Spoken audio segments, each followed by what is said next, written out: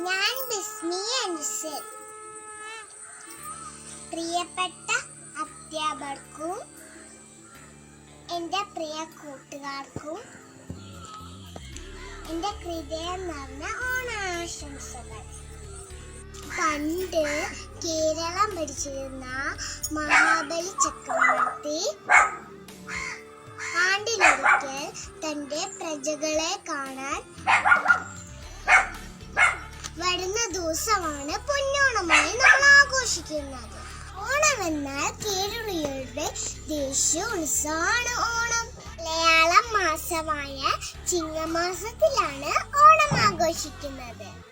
അത്തന്നാൾ തുടങ്ങി പത്തന്നാൾ തിരുവോണം. ഇതിനെക്കുറിച്ചൊരു പാട്ട് പാടിയാലോ? ഓണം ഓണം പൊന്നോണം, രണ്ടാം നാളിക തിരുവോണം.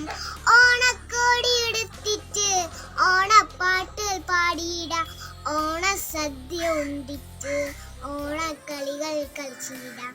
ഓണത്തപ്പമാവേരി ഞങ്ങളുമുണ്ട് നിന്റെപ്പം, ഓണത്തപ്പമാവേരി ഞങ്ങളുമുണ്ട് നിന്റെപ്പം.